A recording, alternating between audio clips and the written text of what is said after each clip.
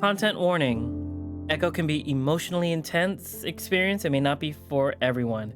Echo contains themes of adult nature, including violence, torture, drug usage, and harsh language. Viewer discretion is advised. Ooh, the different backgrounds. That's pretty. Again, it's a huge relief to be back in the water, and I drift towards the bottom. It's not deep at all, and the water here has a slimy feel that I don't like. Still, it's better than nothing, and I undulate slowly across the pond. It doesn't take long to reach the log. It was only about 30 feet away. I have to bob a few times to the surface to look around, though, since the water is too murky to see through. I'm actually kind of starting to regret doing this. I try to remember if I have any cuts or sores. Have to douse. I'm gonna have to douse in peroxide later. That's when one of my paws bumps the log, and I bob back up to the surface, wiping a paw across my eyes. I see the line glinting above me, some drops of pond water clinging to it. I reach up and grasp it between my index and thumb, and follow it to the branch. I feel Carl give it a few tugs. Hey, Chase! Flynn says there are leeches in the pond! I hear a loud smack followed by a yelp. Don't fucking yank it around! You want to snag his eyeball? I ignore them as I search for the lure. I continue to follow the line until I lean over the log and spot the spinner, shimmering in the sunlight, the hook wedged into the soft, wet wood. It comes out easily, and I carefully lift it, making sure I'm out of the way of the hook in case Carl decides to yank the line again. When I turn around, I'm glad to see Flint's got the pole now. I hold up the lure to show him and let it drop back into the water. Flynn slowly starts to reel it back in. I go back in, slowly swimming back to the opposite bank. It's at that point that I see a silver flash to the right of my field of vision. I look over and see a fish swimming lazily over some plant life at the bottom of the pond. I pause and would have smiled if my mouth wasn't going to fill with pond water. It would be funny after all this time with their lures and their poles for me to get to pop out of the water with a fish in my paw. I swim over to it slowly, lingering to the side so I wouldn't block the sunlight before diving down and snatching it up. I latch my claws to keep it from escaping as I give it a little wiggle of delight. It's been a long time since I've done this, but it looks like I still got it. I turn and start swinging back to Flynn and Carl, and that's when I suddenly feel like I'm being watched. It's not the typical feeling, though. This is much more intense. I pause and look back over my shoulder, then forward again. It's pointless because everything's cloudy and I can't see more than 10 feet. I've sunk down to the bottom of the pond, both of my feet resting in the deep muck as I crouch, trying to figure out where this feeling is coming from. It doesn't help that my head is starting to buzz, a tone building in my head that sounds like an orchestra tuning. Like this buzzing sound right now? I haven't been down that long. I shouldn't be running out of air. Of course, I should just swim up to the surface where it's bright and safe, but I don't, because this feels too familiar. I think back when I was 12, playing in the abandoned school with Carl. I was hiding from him in the second floor classroom when I felt the exact same feeling. Intense, almost physical, like a hand was grabbing into the back of my neck. I look around again and then finally look down at the fish at my paws, and now I know where it's coming from. Before I know it, I'm whipping upwards, breaking through the surface in less than a second and swimming towards my friends. I stumble upon the bank, splashing water everywhere as I do. I'm not holding the fish anymore. What the fuck were you doing? I try to steady my breathing, hoping they'll just think it's because I was down so long, rather than me being freaked the fuck out. Carl's laughing next to Flynn as I start pressing my paws down my body, trying to speed up the drying process. What? Carl shrugs, but Flynn smacks him on the upside of the head again. He pissed in the water while you were under. Great. Honestly, I don't really care right now. I wouldn't worry about it. You didn't come up near it, and there's probably worse in there anyway. Speaking of which, why don't you go further up the stream and wash up? I don't want you bringing pond shit in my truck. Okay. I pick up my clothes, just glad that they seemingly haven't noticed anything's off. Luckily for me, Flynn parked right next to the stream, so it's easy to find. It's freezing cold, though, compared to the pond, so I get washed up quickly. I gasp as I splash the water over my body, shivering before I stand back and start squeezing the water out of my fur again. Everything okay? Oh, hey, DB. Yeah, DB's muted and currently working on OBS things. Yep, that is fine. Yeah, we dove down into the water because someone threw the lure all the way to the other side. I don't know if you were listening to that. No, I was in the scrubbing Yeah. area. So basically we Carl threw the line and it attached itself to a log. We stripped naked. Flynn flirted, saying like, "Oh, you're just trying to do this so you could give a strip tease, such and such." We swam to the bottom and then we swam up to get the lure. We let go of the lure. We swam to the bottom, saw a fish. Thought it'd be funny to just like go grab it and come back with a fish in my hand. And then we felt something watching me. And it wasn't until we looked down at the fish that he started to panic and swim back up faster, letting go of the fish. And now we're upstream cleaning ourselves off of pond muck. And Flynn came back. I jumped and looked back. Flynn's leaning against his truck, arms folded, watching me. I blush. It was easier to be naked in front of the two of them, but for some reason, it just being Flynn makes it way more embarrassing. I turn back around, pressing my tail harder against my ass as I wave my arms up and down, trying to dry off. Yeah, come for a show? Yeah, always wanted to see the naked otter mimicking a bird. Shut up, I'm trying to dry off. Flynn doesn't say anything, so I just turn around, not even bothering to cover up, paws on my hips. Okay, seriously, you just come to see me naked? He hasn't moved at all, but he cracks a smile. Maybe. I don't let that trip me up, and instead thrust my hips out, legs spread. Well, there you go. I got a towel in my truck. He's still smiling, and his eyes definitely aren't on mine. Flynn has flirted with me before, even while I was dating Leo. I vaguely remember them being some altercations between the two. I make my way towards the truck, again trying to angle my hips away from him. You really know how to creep a guy out. I lift up on the handle, but the door doesn't open. Hey, unlock the... Something shoves hard into the small of my back, and I'm thrown forward to land with a wet splat against the hot metal of Flynn's truck. What the hell? Something tall, skinny, and muscular pressed up against my back. Chills run down my spine as Flynn's muzzle snuffles into my ear, a low growling in his voice. You really think you could just tease me like that and get away with it? His paws slide around my body between the car and my stomach before moving up my chest. I'm frozen that way. Pause against the passenger window as I stare in shock, though it threw it at the truck's steering wheel, though I'm not really seeing it. There's a pause, and I think it's because he's waiting for my response to see if I'd tell him to stop or not. I don't, though, and I lean my head back into his neck, feeling my entire body break out into goosebumps as he rubs my chest. You like that, don't you? I respond with a gasp as his sharp teeth graze across one of my stubby ears, his hot breath sending another wave of chills over my skin.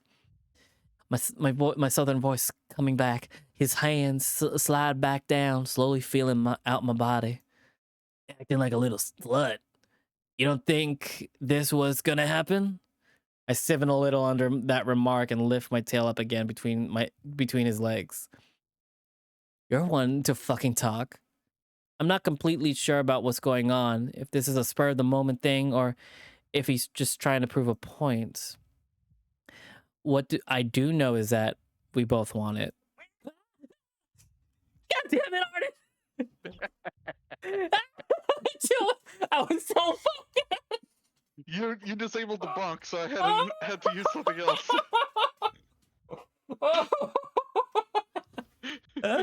Should we switch the positions or let him do the work? What do you think? Wet Arden. Your choice now. Your choice. You pick. Let him do the work. My face feels tingling from embarrassment. Give me a minute. You disable the bonks, you get the whiz. Yeah, that's fine. Oh my god. Flynn's not bad with his hands. I want to see what he does. Flynn pauses for a second as if having second thoughts, but after a while, he goes on. Damn, you're fucking hot. Ooh. He rubs my stomach, which I suck in, and I have to keep from whimpering as one of his fingers teases my belly button. Who does that? I like skinny guys. It's just the net. Ew, he's that guy on Grindr that's like mask for mask. It's twinks or nah. Lol. Ew, gross. Just a natural part of being an otter. I can tell you don't work out. Hey, I still have to keep in shape. I swim. I can't go on as he breathes into my ear again, making me gasp and lean my head back, biting my lip. Sensitive ears, huh? Finally, he gets to my lower stomach and he pauses, waiting again for my response. Again, I don't say anything, instead pushing my butt back into his crotch and thighs. One of his pinky fingers gently paws the ta. Suddenly, he lets go from cupping my stomach to cupping down there, pushing the furry sack up against my body. I gasp loudly, eyes wide, as I feel it as he plays with it. It really is not safe for work. This is very much described. Oh my god, when is correct? 3 years ago, just before I left, this would have been insane. No way in hell would I have been okay with this. But now, something about the time we've been apart has made all of this okay and incredibly hot. I think not having any sort of release over the past few days has something to do with it. Lynn suddenly lets go and then grabs me by the shoulder and turns me around roughly. Once my back pressed firmly against the truck, he grabs my wrist and pins. Yo, this lizard man cannot do this to me. Arden.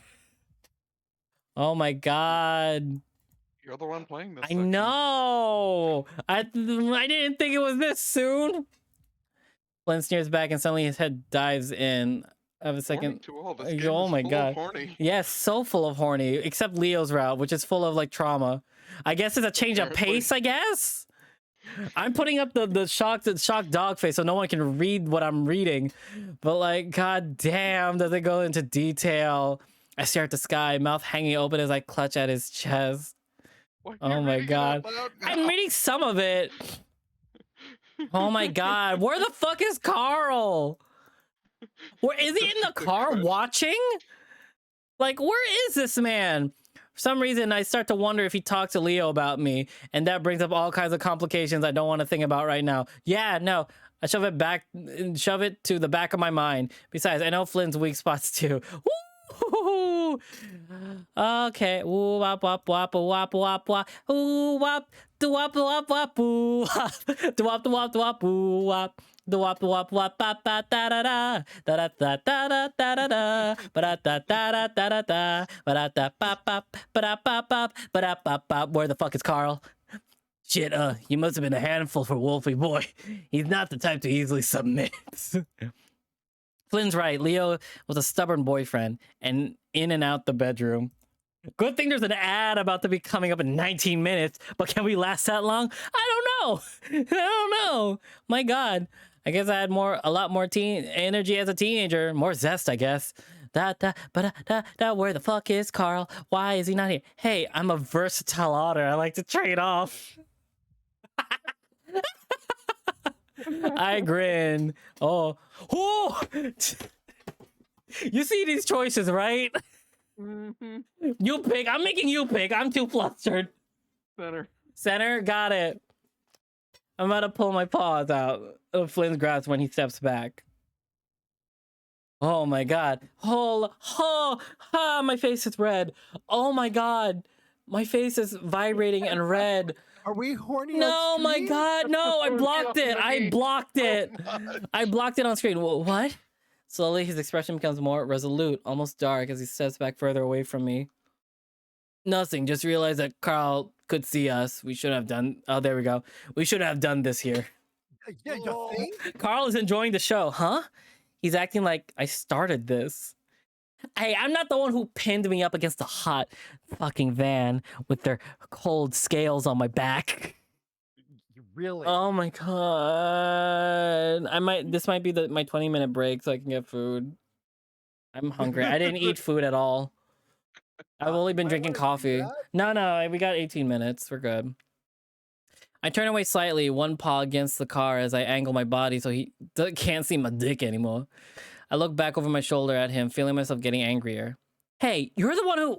But he's already turned around and heading back towards the pond. I watch him go, feeling bewildered, maybe a little hurt. Asshole. I mutter under my breath. Did he stop because he decided I wasn't up to his standards? Ooh, girl, don't lower yours. That idea hurts even more because I imagine those are pretty low standards. I stand there for a while longer, feeling like a complete idiot before finally heading back to the stream. I picked up all kinds of shit from smearing my body against his dirty truck. I'll be sure not to let him take advantage of me so easily again. We're heading down Elizabeth Street after dropping Carl off. The drive only a little awkward, possibly horny, super horny. Flynn's really good at acting like nothing's wrong when he wants to, and I'm totally fine with that right now. That's when I see a set of familiar ears through the window of a convenience store. Hey, is that TJ? Flynn ducks his head out to look at the window. Looks like it. He flips a U-turn, which isn't a big deal since no one on the road, and pulls up into the parking lot. What are you doing? Stopping by to say hi. Oh, okay. I guess I need to buy some stuff anyway. I look out the window so Flynn can't see the look on my face. I already know that this is a bad idea. Yeah, we just got into an argument like earlier, like a full-blown argument, and you calling out TJ, wondering where the fuck he's been over that when their friend Sydney died. Like, that's a lot. Huh, that's a lot to handle. TJ's at the register and his ears flick in our direction before he turns to see us. At first, he smiles when he sees me, but then his ears fall flat as he see Flynn come behind me. Jenna pokes her head behind TJ, and now I know this is a really bad idea. They're both a little dirty, and TJ has his backpack on. I wave at them to let them know I've seen them before moving towards the back of the store. I need to get some bottled water since I don't really like drinking from the faucet in the motel. I was about to say, Chase, they aren't the dirty ones here. Honestly, my God! The two dominant males of this love interest story, both doing the same horny shit? I would have never guessed. Oh my God. Oh my God. Fuel adds to the fuel of what NPC Koa might romance. Oh my God. Like, I'm thinking, like, I want to romance a character from the Flights of the Legacy, but like, we're not at that point. We're really not at that point at any. No, we're not. It's a little early for that. We kind of already done that in book one. True. You guys done that. Koa didn't. Yeah. Koa's now a 5 foot tall furry lich. I grab a few water bottles and head back to the front. My hopes of a resolution are dashed as I see an awkward situation unfolding in front of me. TJ's standing on the other side of Jenna now, keeping her between him and Flynn. No one's saying anything as I get to the register. The air is tense and TJ's fidgeting with his facial hair. As I pull out my wallet, I look over at Jenna. Hey, how was your hike? Fine. Hot. A red fox I didn't recognize takes the $2 I handed to him. I feel Flynn shift around next to me, then I hear him take a breath. Hey, Tej, did you... Hey, Flynn, did you forget what happened yesterday? I cringe. Jenna's tone is sharp. And now I just wish I could turn invisible. Huh? Can't you tell he doesn't want to talk to you? Flynn doesn't say anything. The tension is so thick in the air that I feel like I'm back in that slimy pond. The cashier fox pauses and handing my change, staring at Flynn and Jenna. Thanks? Thanks! I almost yell as I reach out for the money, as if the volume of my voice will make everyone forget and provide Flynn the opportunity to escape. It doesn't work. We're not kids anymore, Flynn. You can't just treat us like crap and expect us to act like it's okay when you decide we're worth talking to again? Flynn's hunched forward, staring off to the side towards the back of the store. TJ suddenly heads for the door, and I can see his face twitching as he passes me. Jenna follows him past Flynn before turning around as she reaches the door. If you want to talk to us again, then you're going to have to act like an adult and apologize. Otherwise, later. She exits, leaving us in the most awkward, painful silence I've ever heard in my life. The clerk openly stares at Flynn. I fumble with the change in my wallet, trying to pretend nothing has happened. Do you want to... Flynn turns and walks out the door. I watch him get in his truck, then pull out, his face expressionless. For a while, I stare at the empty parking space as I slowly shove my wallet back into my back pocket. The clerk, without anyone else to stare at, is now staring at me. Annoyed, I look right at him. What? He stares back at me, expression vacant. Huh? He's young, but the patchy fur and missing teeth and the look in his eyes tells me everything I need to know. I suddenly realize where I am and where I come from, and this alone quashes all the good feelings I have left of the day. The fox in front of me practically embodies all the problems of this small town. I feel such a bizarre, intense wave of hatred for him that I have to leave the store. Pressing the 2 water bottles against my chest with one arm, I shove my free paw into my pocket, staring at the ground as I walk back to the hotel. So much horny in this, god damn it. There's too much horny in this compared to Leo's. She's like, Jesus Christ. I'm sick of him thinking that he could do whatever he wants without any sort of consequence. Jenna rustles around in the drawer before using her hip to close it with a snap as she turns to me. I'll apologize to him once he apologizes for ruining the trip. I open my mouth and close it again. Of course, asking Jenna to make up with Flynn is a lost cause. It's like asking Carl to take off his beanie.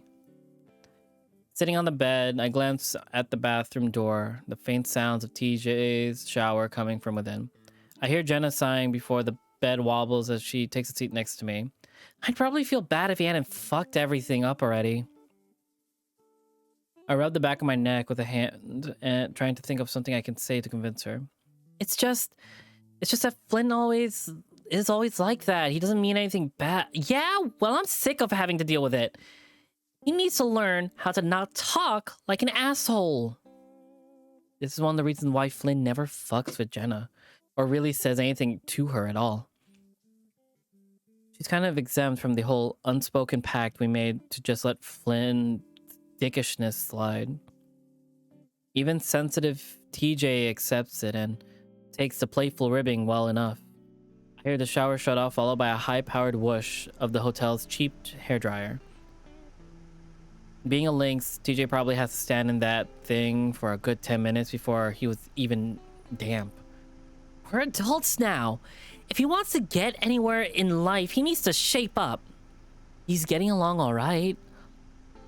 Jenna snorts. Yeah, if he's planning to stay here for the rest of his life. I mean, what's wrong with that?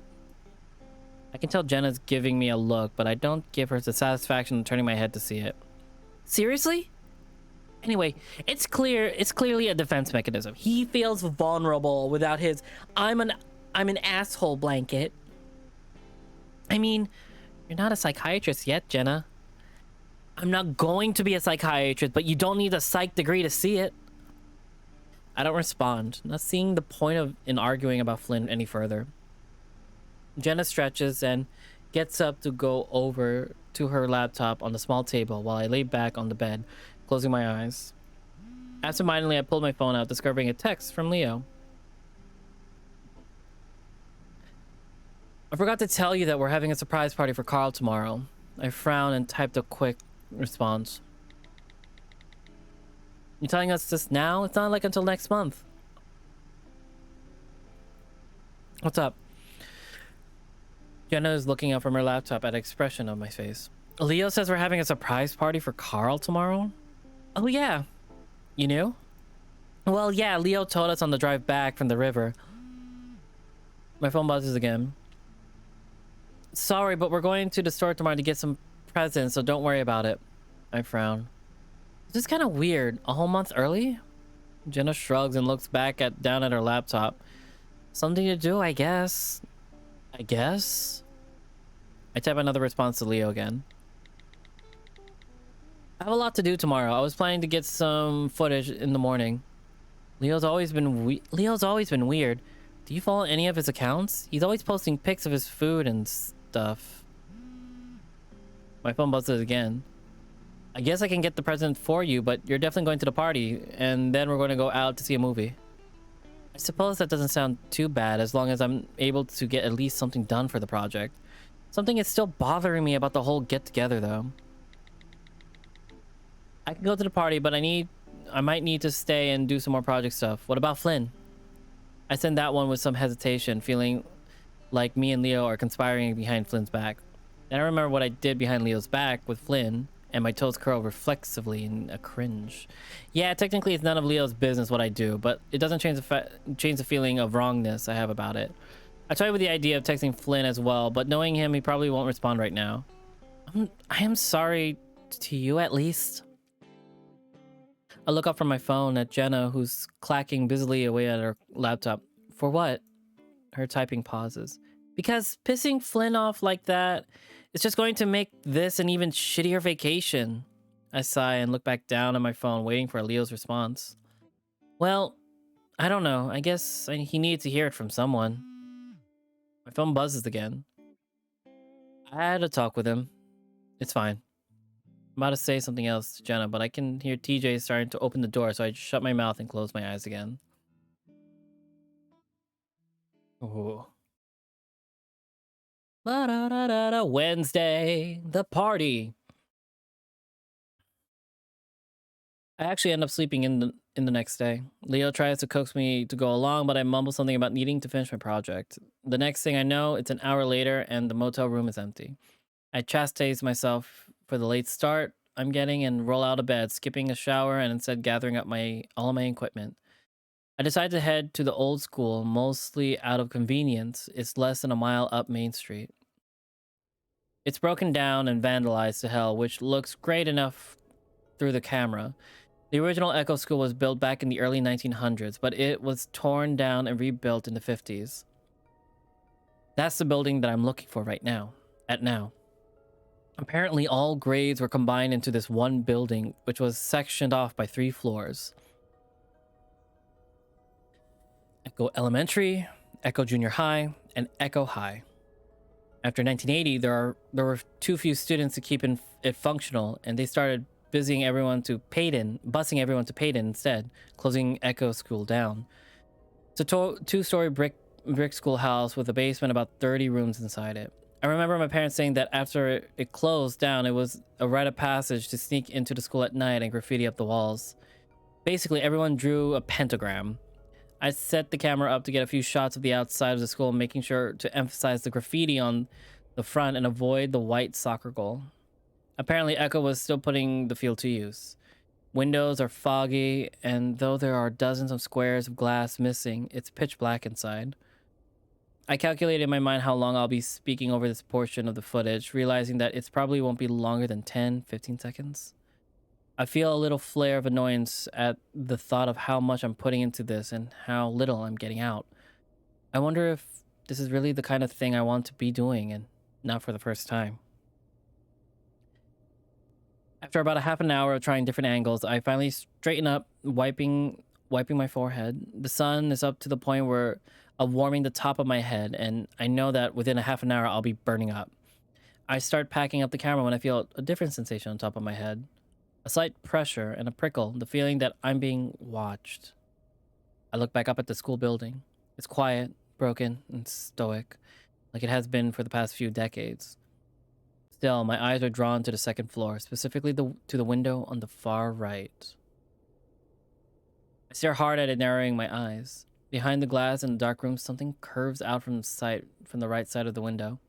It's a lighter color, and it stands out in the stark contrast against the black of the rest of the window.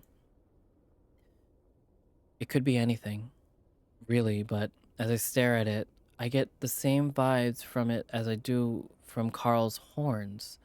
I stare at it, waiting to see if it moves, morbidly imagining a face peering around the corner at any moment. Picturing Carl suddenly jumping out to stare at me from the window. It's kind of funny, but also creepy because I can't imagine what he'd be doing up there. The hairs on the back of my neck stand up and I look around, kind of hoping that someone might be nearby. It's deserted, of course. my only company being the sun-baked road and the dried sagebush. I turned my attention back to that spot next to the window, half expecting that maybe the maybe a horn to be gone. It's still there, though not having shifted at all from when I first spotted it.